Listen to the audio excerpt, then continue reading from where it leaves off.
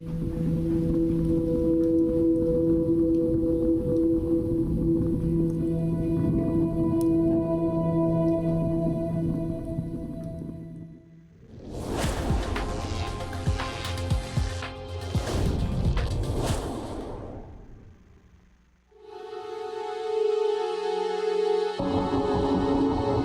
pensamos em conceito de família, logo lembramos de afeto, carinho e amor. Mas como explicar um filho que tira a vida da própria mãe e em seguida se entrega para a polícia? Uma mãe amorosa, pelo menos era o que aparentava ser Rosângela nas redes sociais. Uma publicação chamou a atenção. João Felipe, minha razão para viver. Fotos eram postadas, os dois sempre juntos. O que teria passado na mente desse rapaz para cometer o crime? Mãe e filho moravam juntos em Irajá, nesse apartamento na zona sul de Ribeirão Preto. E foi nele onde João Felipe matou Rosângela. O rapaz deu um golpe chamado de mata-leão na mãe, a enforcou e ela não resistiu. Em seguida, o filho tomou banho, se arrumou e decidiu confessar o crime na delegacia. Acabou preso em flagrante. Segundo o boletim de ocorrência, João Felipe disse que teve uma discussão com a mãe e, em forma de defesa, ele cometeu o assassinato. O que mais impressionou a polícia foi a rotina do jovem no dia em que cometeu o crime. João Felipe chegou a levar a mãe no trabalho pela manhã e, à noite, cometeu essa tragédia. Durante o velório de Rosângela, familiares disseram que ele já havia trabalhado como DJ, mas interrompeu a carreira por conta do envolvimento com drogas. Chegou a ficar 3 anos internado em uma clínica de reabilitação. A família procura explicações para João ter matado a mãe. E até o momento, nenhuma resposta foi encontrada. Dor e tristeza nítidos nessa jovem. Um choro intenso e desesperador. Eu só queria proteger a minha família. Rafaele denunciou o próprio pai por agressão e o medo toma conta da menina. Simplesmente está na rua. Pode chegar a qualquer momento aqui. O vídeo foi compartilhado por Rafaele com mais de 10.000 seguidores. As imagens são fortes. O pai da influenciadora indo em direção a ela com um ferro nas mãos para agredi-la.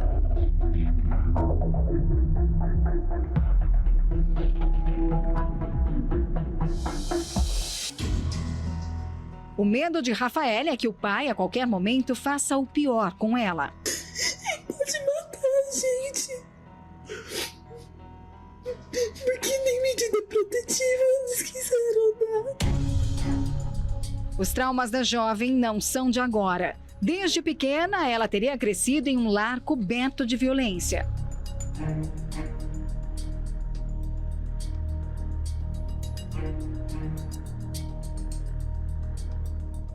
Minha infância sempre foi muito conturbada. Eu cresci vendo ele agredir minha mãe, fazer coisas horríveis com a gente. E o que mais me revolta é ver meu irmão crescendo, vendo tudo o que eu vi, e cada vez pior. Edson, o pai da influenciadora, não trabalha, mas segundo Rafaele, ele vive em diversos bares e sempre ao anoitecer fica fora de si, como na noite em que agrediu a jovem. Sempre no cair da tarde, quando ele estava no bar, eu e minha mãe íamos dormir ou tentar forçar para dormir antes dele chegar, para talvez, se a gente desse sorte, ele não viesse para cima da gente. O pavor acompanha Rafaele. Ele machucou muito a gente. Até hoje, eu tenho trauma das coisas que ele fez. Eu sinto medo. Eu tenho medo de olhar para ele. De repente, o choro. e um temor incontrolável toma conta de Rafaele. A gente não aguenta mais. É desesperador. É muito desesperador.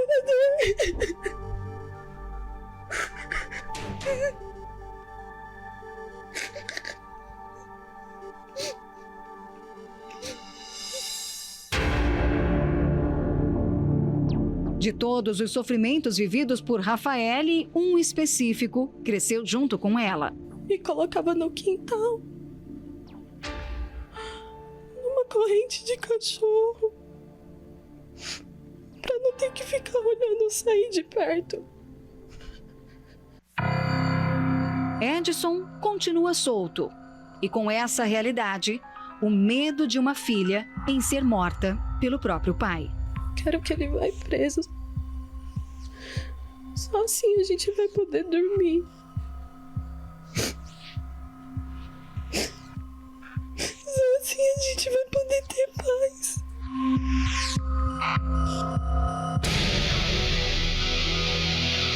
O que vem acontecendo nos últimos tempos? O amor entre as famílias estaria se extinguindo? Será que existe uma força oculta por trás de tragédias como essas? Onde filho mata mãe e pai espanca filha? Existem explicações para isso.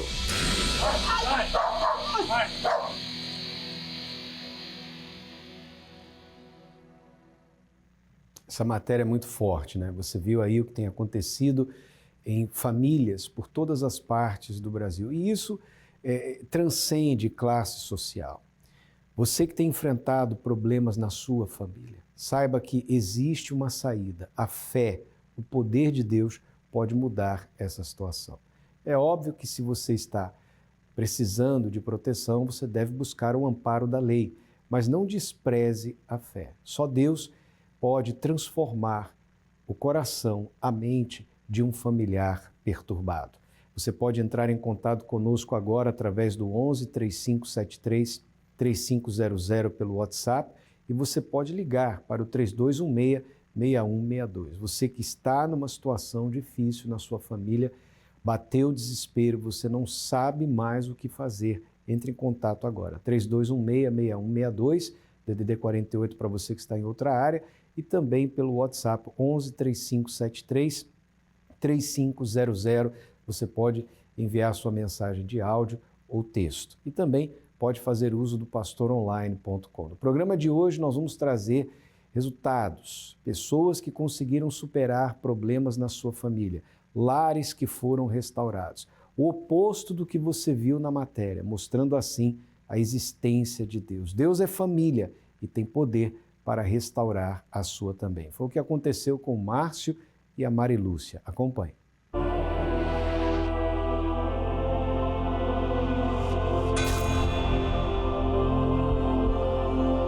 Cheguei na Igreja Universal há 21 anos atrás, com a vida totalmente destruída.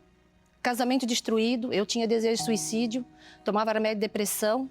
O nosso filho nasceu bem doente, então, devido a ele chorava dia e noite, eu não sabia qual era o problema dele, via em vários médicos, a gente chegava dia em médico, de manhã num, à tarde em outro, à noite em outro.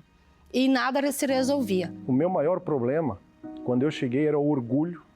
E eu era cheio de mim, eu era cheio da minha razão. Eu não dava muito ouvidos para ela, nem para o que o pastor dizia.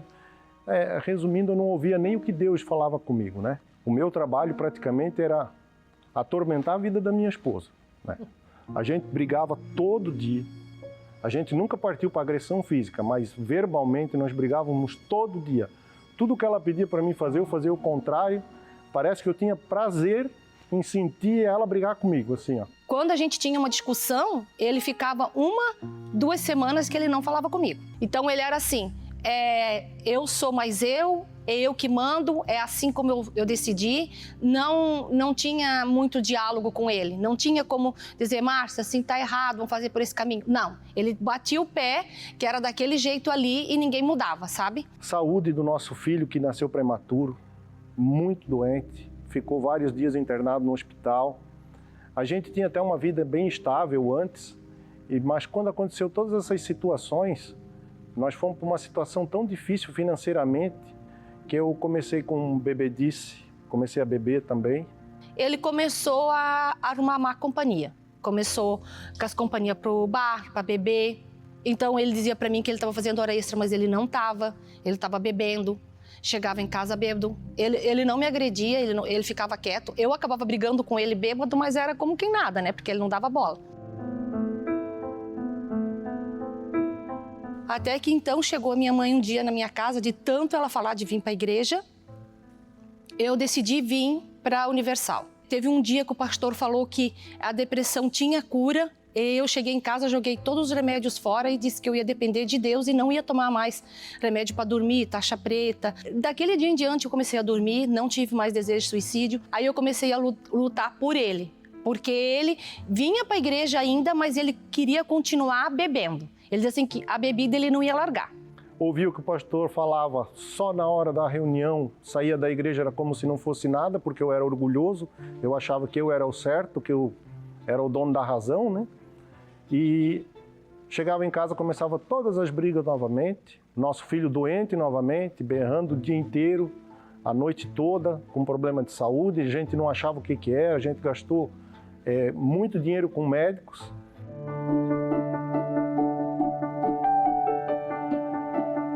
Até que um dia teve uma obreira que chegou para a gente e bateu a real para nós fazermos uma corrente forte. E a gente começou a participar na sexta-feira, na corrente de libertação. Eu lembro que na primeira sexta que a gente foi na corrente da libertação, quando a gente chegou em casa, o nosso filho já dormiu aquela noite. Eu e a Mari já não brigamos. Eu vi que foi mudando. A cada sexta que a gente vinha, a cada corrente que a gente fazia, era um elo que nós estávamos ligando com Deus. A gente começou a fazer votos na corrente, fazer sacrifício na corrente, fazer uma libertação geral da nossa vida, de todos os nossos erros, de todos os nossos pecados, se livrar de tudo que fazia de errado. E a gente começou a ter sede de ir no domingo também, e depois na quarta, e depois na segunda. Depois a gente veio a participar da terapia do amor. Eu sei que quando a gente viu assim a nossa vida, ela estava transformada. Hoje em dia eu não consigo ir para lugar nenhum sem ela ter junto e nem ela sem eu ter junto. Nós vivemos uma vida completa, assim, ó.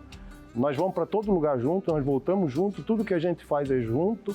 As decisões que a gente toma, todas nós tomamos junto. Hoje eu digo, né, quando eu vejo ele de obreiro, eu dou risada, porque, olha, a pessoa se transformou. Márcio, hoje eu só tenho a agradecer a Deus por todas as correntes que eu fiz, todo o choro derramado, toda vez que coloquei os meus joelhos no chão, clamando por você. E hoje você é o marido que eu sempre pedi para Deus, um homem de caráter, um homem que honra o nosso casamento. Nossos filhos são abençoados, porque sei que os nossos filhos se espelham no pai que eles têm. E eu, Mari, só tenho para te agradecer por todas as correntes que você fez, por cada oração que você foi fazer ao pé da cruz, por cada vez que você me convidava para ir na igreja, que eu brigava, que eu discutia, que eu não queria ir, e você me forçava a ir mesmo sem vontade, mas cada vez que eu fui. Eu só tenho para agradecer a mulher guerreira, esforçada que você foi do meu lado. Agora eu queria convidar todos vocês que estão assistindo esse testemunho, que a vida de vocês também pode ser transformada através dessa oração ao pé da cruz. E não desista. Talvez não seja só em uma vez que você vai vir aqui e vai resolver. Mas eu garanto para você que se você manter-se na fé e perseverar, Deus vai abençoar. Nessa sexta-feira, dia 18 de abril, nós teremos o clamor ao pé da cruz. Você vai ficar de fora?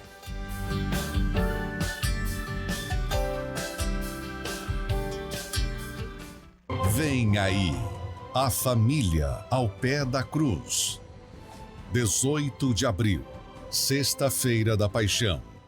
E buscar-me-eis e me achareis, quando me buscardes com todo o vosso coração. Olá, eu estou aqui para trazer a você um convite muito especial. Nesta sexta-feira santa, 18 de abril, às 10 horas da manhã, nós, da Família Universal, da Família de Deus, estaremos nos reunindo aqui na Catedral da Fé, em nosso templo maior, para clamarmos a este Deus em favor da sua família.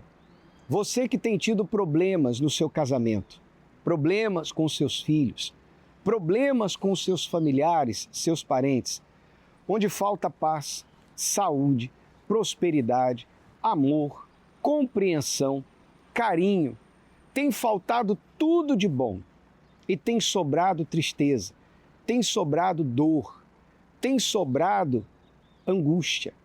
Está na hora de você fazer alguma coisa positiva para mudar essa situação. Por isso, no dia 18, você terá a oportunidade de vir a este lugar com a sua família e fazer exatamente o que disse Deus através do profeta Jeremias. Buscá-lo de todo o coração. Ele vai te ouvir. Ele vai curar as suas feridas da alma. Ele vai trazer paz na sua casa, salvação na sua família. Já imaginou você e toda a sua casa fazerem parte da família de Deus?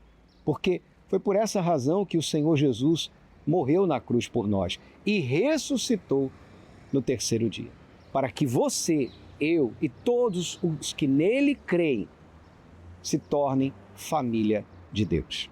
Aqui, para você que está em Florianópolis, na Avenida Mauro Ramos, 1310 no centro, às 10 horas da manhã especialmente, também às 15 e às 18 horas.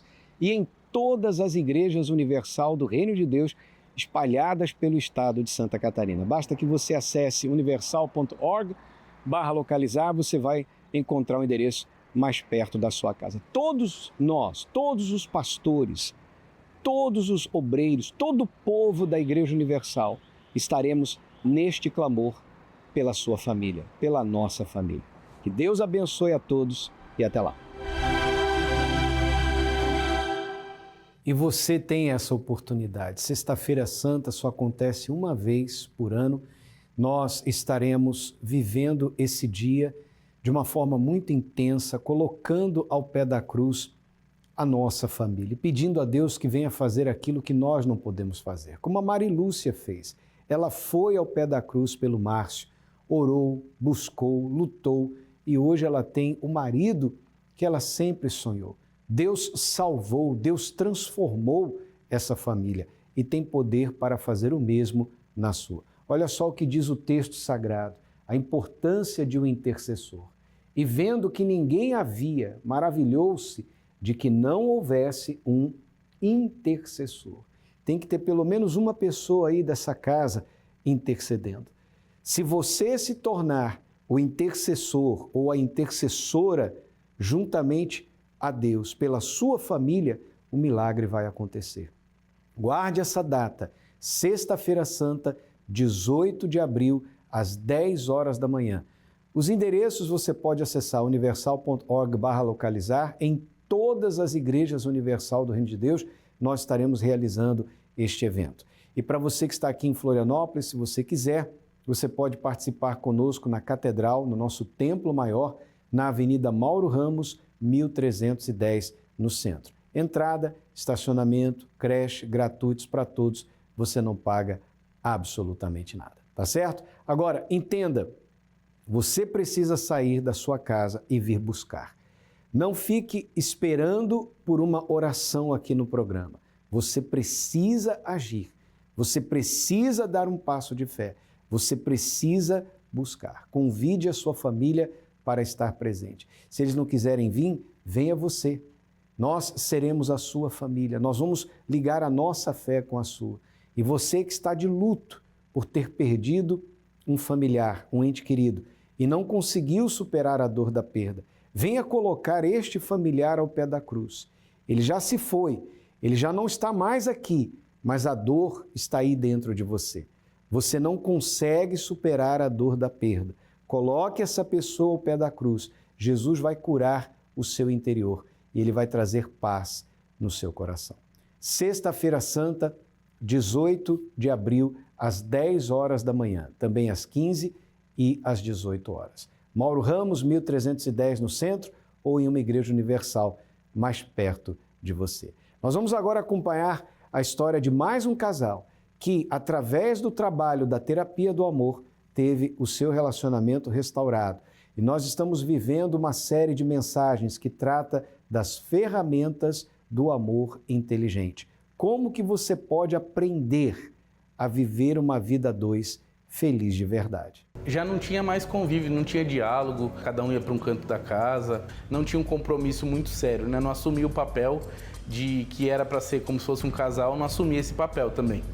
Aí às vezes eu saía da casa dela, às vezes eu voltava. E no começo eu gostava muito, só que depois no finalzinho já não sabia, tinha essa dúvida se gostava, né? Porque era um relacionamento que fazia mal. Eu cheguei a falar pra ela que eu não estava conseguindo ser feliz e não estava conseguindo fazê-la feliz também. Ela ficava quieta. Esse era o problema, né? Porque não tinha diálogo. No momento que ela me deixou de carro ali fora e quando eu entrei pra cá, a voz dela ficou atormentando na minha mente, falando que eu ia me arrepender de ter terminado com ela e aquilo aconteceu de fato. A partir desse momento eu fiquei trancado dentro do quarto e não consegui sair mais. Eu fiquei meio que em depressão uns 15, 20 dias sem conseguir fazer mais nada. Era uma mistura de sentimento, era ódio, era raiva, era rancor. Eu não tinha forças para fazer nada. Eu não conseguia trabalhar, eu tentava me concentrar, mas não conseguia. O pensamento só era no relacionamento. Mesmo sabendo que estava me fazendo mal, só que eu sentia falta dela depois que eu terminei. Passava pensamento de suicídio, que achava que eu não ia ser feliz com ninguém mais. Eu achava que ela era... A minha vida estava baseada nela, né? Antes desse namoro eu tive alguns outros relacionamentos, né? E não foi nada sério. Foi um relacionamento de balada. Conhecia pessoas em balada, conhecia pela internet e acabei me envolvendo com essas pessoas. Via um rostinho bonito, ficava todo bobo, né? Eu não procurava o conteúdo da pessoa, né? Eu sempre estava focado no físico, estava focado no visual só. Aquele sentimento que eu tinha, que eu usava o coração para pensar, só me fazia infeliz.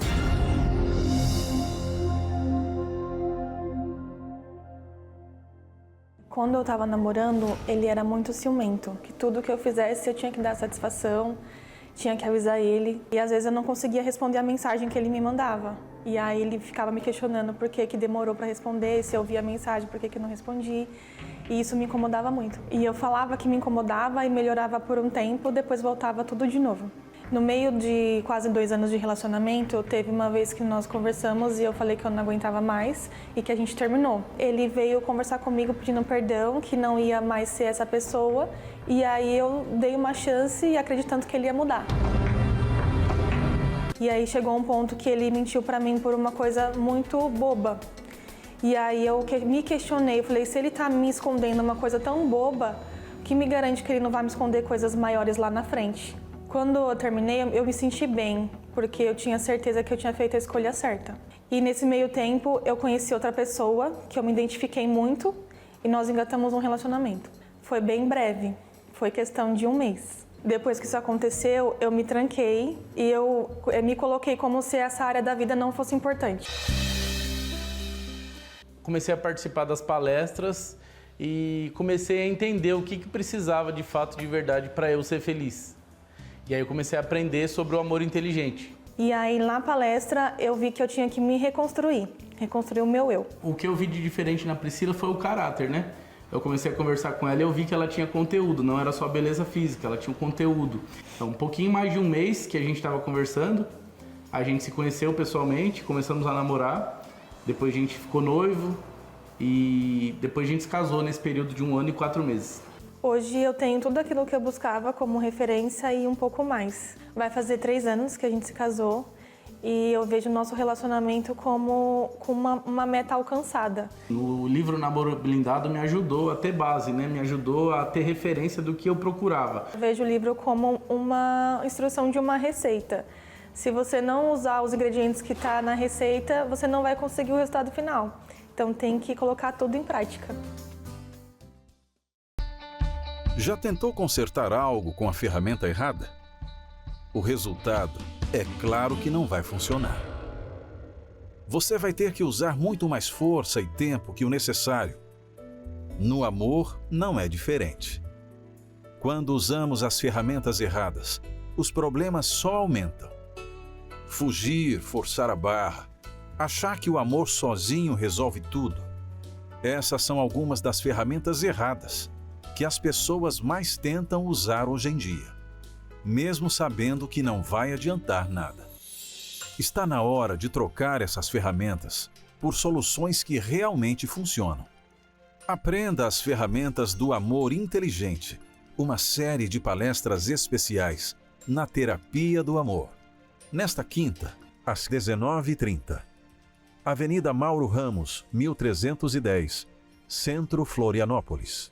Para mais informações, acesse terapiadoamor.tv ou envie a sua dúvida para o nosso SOS Relacionamento 11 3573 3573. Ferramentas do amor inteligente, porque um bom relacionamento começa com as ferramentas certas.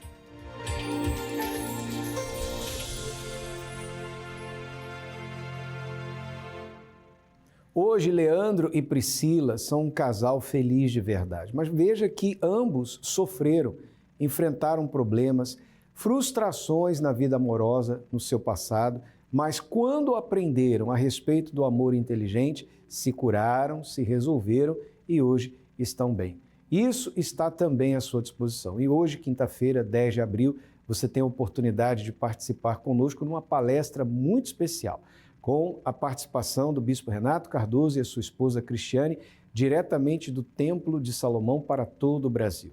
Nós estaremos reunidos aqui na Mauro Ramos, 1310, no centro, 7h30 da noite, em ponto. Entrada, estacionamento e creche gratuitos para todos, e isso está acontecendo em todos os templos da Universal espalhados pelo estado de Santa Catarina. Agora é momento de oração. Bispo Sérgio Mota, guardião da família, vai orar por todos nós.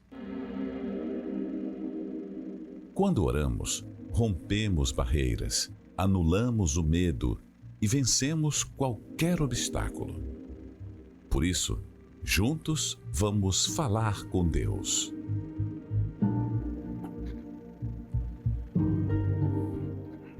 Pai nosso que estás no céu, santificado seja o teu santo nome, e venha a nós o teu reino, como eu tenho pedido, suplicado.